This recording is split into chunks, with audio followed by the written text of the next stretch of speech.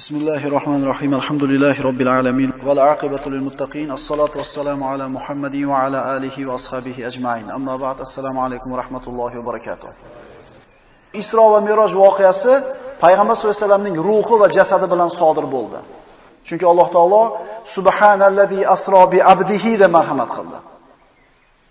Abd degan so'z banda degani ruhni ham jasadni ham o'z ichiga oladi. Demak, payg'ambarimizni ruhi va jasadi bilan haqiqatda sodir bo'ldi. Payg'ambarimiz sollallohu alayhi vasallam ana shu yer yuzida yashab o'tgan hamma anbiyo va rasullarga imom bo'lishligi bilan martabasi ularning hammasidan oliy ekanligi ma'lum bo'ldi.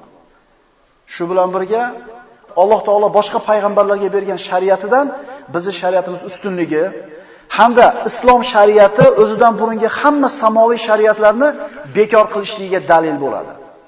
Shuning uchun hozirgi kunda dinlarni birlashtirishlikka harakat qilayotgan tashkilotlar bor.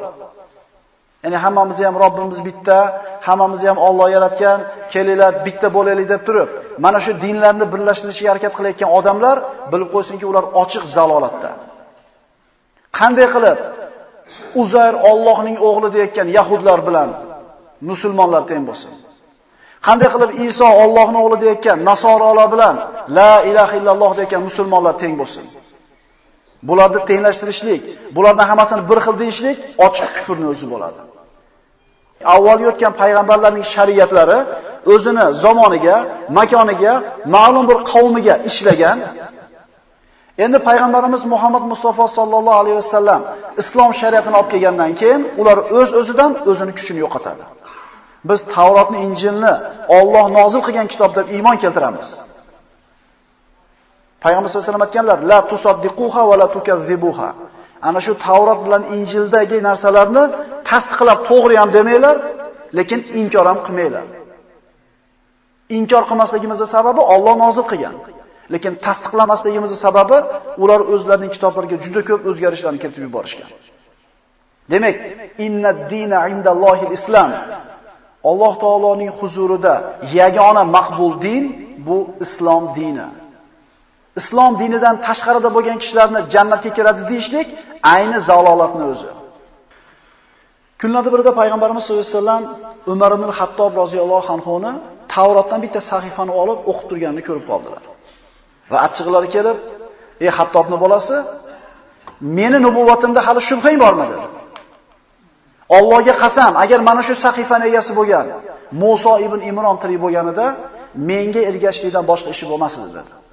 Yahudi bo'lgan Musa ibn Imron tirik bo'lsa menga iymon keltirardi dedi. Mana shu hadisdan ma'lum bo'ladiki, islomdan boshqa din Alloh taoloning huzurida qabul qilinmaydi. Payg'ambarimiz Merojdan qaytib Baytul Maqdisga tushdilar. Hamda u yerdan Makkaga qarab qaytib keldi. Makkaga qaytish yo'lida payg'ambarimiz bir necha bir mashhadlarga guvoh bo'ldilar. Yo'lda ketar ekan bir karvonni ko'rdi. Ana shu karvondagi tuyalardan bittasi buroqni o'tishligidan cho'chib, qochib ketdi, hurkib, topisha olmay qoldi. Payg'ambarimiz sollallohu alayhi vasallam ularga "Sizlarni tuyalar falon joyda" deb aytdi. Hali karvondagi kishilar ovozni eshitishdi, lekin payg'ambar sollallohu alayhi vasallamni ko'rishmadi. Hayron bo'lishdi. Lekin aytilgan joyga borishganida tuyani haqiqatan borligini topishdi. So'ngra payg'ambarimiz ana shu bir karvonga to'xtab, bir idishga suv qo'yib, ustini yopib qo'yishgan edi. Payg'ambar sollallohu alayhi vasallam chanqagandilar, to'xtab shu suvni ichib, idishini yopib qo'ydi. So'ngra Makka mukarramaga yetib, tong otishlik paytida payg'ambarimiz Ka'batullohning oldida o'tirib, kechasi bo'lgan ajib rihla safari haqida fikrga, o'yga tolib o'tirgan edi. Payg'ambarimiz bu holatda ko'rgan Abu Jahl shu yerdan o'tib ketayotib ko'rib qoldida, bir narsa bo'lganini sezib turib, "Ey Muhammad, biror ish sodir bo'ldimi?" dedi. Payg'ambarimiz sollallohu alayhi vasallam Abu Jahl qachon ko'rsa, "Ey Muhammad, osmondan xabar yo'qmi?" deb masxara qilar edi. Desa payg'ambarimiz, "Ey Abul Hakam, iymonga kelishlik vaqti bo'lmadimi?" deb qo'yadi. U johilga johilona muomala qilmas edi. Chunki payg'ambar sollallohu alayhi vasallam nabaviy axloqqa ega edi. Abu Jahlni, "Ey Muhammad, biror ish sodir bo'ldimi?" degan savoliga payg'ambarimiz "Ha" dedi. Abu Jahl to'xtab payg'ambar sollallohu alayhi vasallam oldiga o'tirdida, "Nima bo'ldi?" dedi. Payg'ambar sollallohu alayhi vasallam "Kecha tunda Baytul Maqdisga borib keldim" dedi. kulib, o'zini zo'rg'a to'tib aytdiki, "Xo'p, bording, keyin nima bo'ldi? Namoz o'qiding, keyin nima qilding?" Payg'ambar sollallohu alayhi vasallam ana shu Baytul Maqdisda namoz o'qiganligini, anbiyolarni ko'rib ularga iymon bo'lganligini aytganidan keyin qotib kuldi. So'ngra "Ey Muhammad, bu gapingni hammaga aytaveraymi?" dedi. Payg'ambar sollallohu alayhi vasallam aytaverdi. Shunda shuncha yildan beri payg'ambarimizni oldiga kelib, odamlar eshitmasin deb, payg'ambarimizdan odamlarni haydayotgan Abu Jahl endi o'zi chaqirardi. "Ey Quraysh, ey qavm, kelinglar Muhammadda kazzobligi aniq bo'ldi. Eshitdinglar buni gapini" dedi. Quraysh yig'ilib keldi. "Ey Muhammad, bularga ham ayt" dedi. Payg'ambar sollallohu alayhi vasallam "Men kecha Baytul Maqdisga borib, hamma payg'ambarlarga iymon bo'lib namoz o'qib keldim" dedi. Bu aql qabul qilmaydigan, inson tasavvur qila olmaydigan ish edi. Abu Jahl aytdiki, "Qaranglar buni. Biz Baytul Maqdisga borishimizga 1 oy, yana tuyalarni minib qaytib kelishimizga 1 oy, borib kelishimizga 2 oy ketadigan Baytul Maqdisga bir kechada borib keldim" deyapti. Mana uni kazzobligi ma'lum bo'ldi dedi. Bu xabar Quraysh orasida Makka da tarqab ketdi. Hatto ba'zi musulmonlar iymoni zaif bo'lganlari ta'sirlanishdi. Shu bilan islom da'vatiga nihoya yetib qolishiga mumkin edi. Mana shu fitna sababli. Musulmonlardan biri shoshganicha Abu Bakr Siddiqning oldiga borib turib, "Ey Abu Bakr, yuring men bilan" dedi. "Qayoqqa yuraman?" "Falon ishlar bo'ldi. Payg'ambarimiz bir kechada Baytul Maqdisga borib keldim" dedi. Abu Bakr Rasululloh shu so'zni haqiqatan aytdimi dedi. "Ha" deganida, "Agar haqiqatan aytgan bo'lsa, tahqiq rost aytibdi" dedi. Payg'ambarimiz sollallohu alayhi vasallam oldiga Abu Bakr keldida, "Yo Rasululloh, kecha tunda Baytul Maqdisga borib keldingizmi?" dedi. Rasululloh "Ha" dedi. Shunda Abu Bakr "Rost aytdingiz" dedi. Payg'ambarimiz shunda birinchi marta Abu Bakrni, "Ey Abu Bakr, siz meni rostgo'yligimni tasdiqlaguvchi siddiqsiz" dedi. Odamlar, shu yerda turgan odamlar, "Ey Abu Bakr, qanday qilib ishonaverasan bunaqa bir g'ayri oddiy gapiga?" deganida aytadiki, "Men Rasulullohni bundan ham bir ajibroq so'ziga ishonaman u. Rasululloh menga bir lahzada 7 qavat osmon ustidan vahiy keladi desa, tasdiqlayman u. Baytul Maqdisga borib kelganini aytmayman. Hali payg'ambarimiz Merojga chiqqanini aytmagan edilar." Abu Bakr aytayaptiki, "Agar u Baytul Maqdisga borib kelish emas, agar 7-qavat osmonga chiqib tushdim desa ham ishonaveraman men" dedi. Bu Abu Bakr Siddiqni roziyallohu anhuni komil iymoniga dalolat edi. Agar ummatning iymoni bitta pallaga, Abu Bakrning iymoni ikkinchi pallaga qo'yib tortilsa, Abu Bakrning iymoni og'ir keladi. Bu mana shunday bir siddiq deb laqablanishlikka loyiq kishi edi, Abu Bakr Siddiq. Payg'ambarimizning rostgo'yligini tasdiqlash uchun, "Yo Rasululloh, bilamiz, siz umringizda Baytul Maqdisga bormagansiz. Oramizda Baytul Maqdisni ko'rib kelganlar bor. Agar borgan bo'lsangiz, bizga sifatlab beringchi uni" dedi. Payg'ambarimiz sollallohu alayhi vasallam tunda borgandilar. Esida qolgan narsani unday deb aytib berdi. Shunda Quraysh "Yo'q" dedi. "Bizning savollarimizga javob ber." Tafsilotlarni so'rab ketishdi. Ustuni qanaqa, aynaga qancha? Odatda mana sizlar masjidda namoz o'qiysizlar. Nechta oynaga bor hozir? Nechta eshigi bor? Odatda bunaqa narsalarga inson e'tibor bermaydi. Lekin payg'ambarimizni yolg'onchi qilishlik uchun Baytul Maqdisni ko'rib kelgan Quraysh mushriklari qancha derazasi bor? Qancha ustuni bor? Qaysi eshigi qayerga qaragan? Shunda Alloh taolo o'zini payg'ambarini ko'zini oldiga Baytul Maqdisni shunday olib kelib qo'ydi. Payg'ambar sollallohu alayhi vasallam ko'rardilar, atrofdagilar ko'rmasdi. Qaysi tomonni so'rasa Alloh taolo shuni ko'rsatib berardi.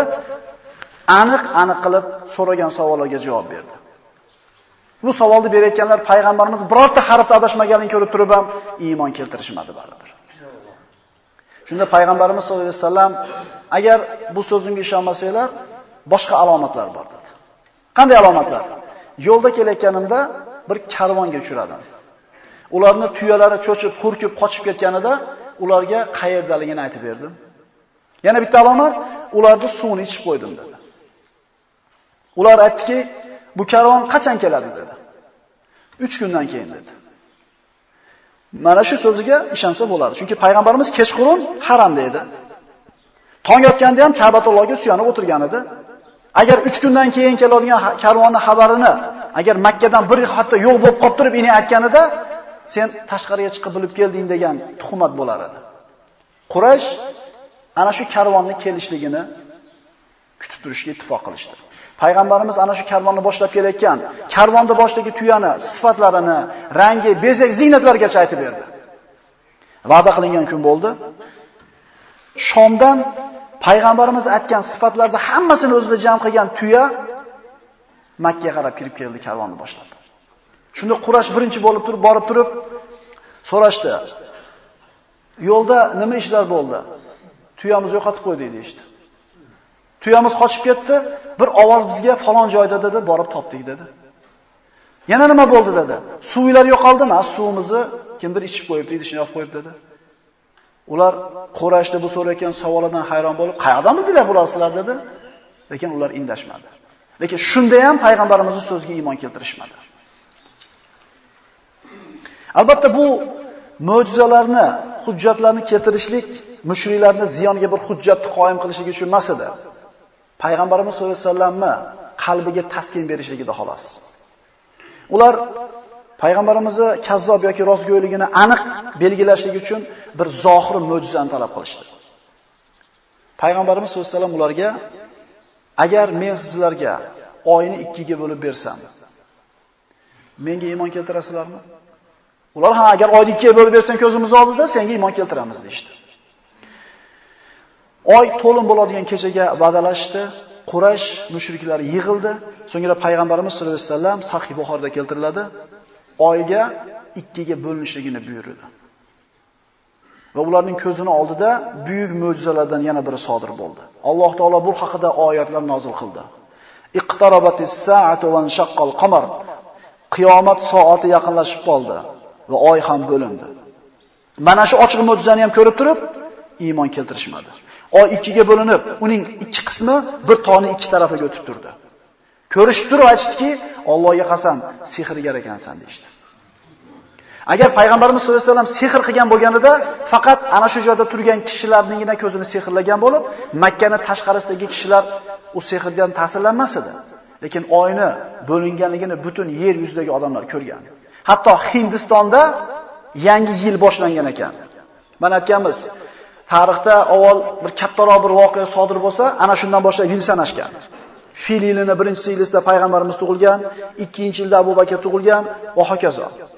Agar qaytarib o'tamiz, sehr qilgan bo'lganida payg'ambarimiz tashqaridagi odamlar buni ko'rmagan bo'lar edi. Alloh taolo bu haqida oyatlar nozil qilib shunday deydi. Astagfirullah.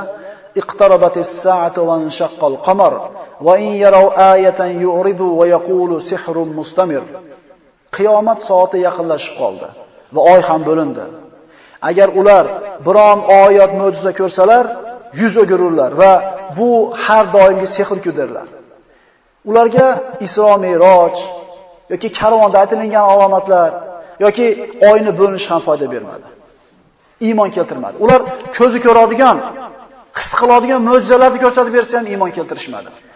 Alloh ularga payg'ambar zamonida yashashlik baxtini berdi, lekin iymon keltirishga baxtini bermadi. Bizgachi biz payg'ambarimizni ko'rganimiz yo'q, lekin ko'rmagan bo'lsak, mo'jizalarni ko'rmagan bo'lsak ham Alloh bizga shahodat kalimasini berdimi? Bundan ortiq qanday ne'mat bo'lishi mumkin? Payg'ambarimiz sollallohu alayhi vasallamning da'vatini Quraysh qabul qilmadi. Payg'ambarimiz sollallohu alayhi vasallam zamonlarida Rukona ismli bir pahlavon kurashadigan bo'ladi. Polvon bo'ladi. Hech qachon yengilmagan, yelkasi yer ko'rmagan bo'ladi. Payg'ambarimiz sollallohu alayhi vasallam unga islomni arz qilib iymon keltirishligini taklif qilganida, "Ey Muhammad" dedi. "Agar sen men bilan kurashib meni yengib qo'ysang, senga iymon keltiraman." Payg'ambarimiz Rukonani taklifiga rozi bo'ldilar-da, o'rnidan turib, shunday belini ushlab, shunday ko'tarib yerga chopib qo'ydi. Cho'zib o'tirmadi, ushadi, yotkizib qo'ydi.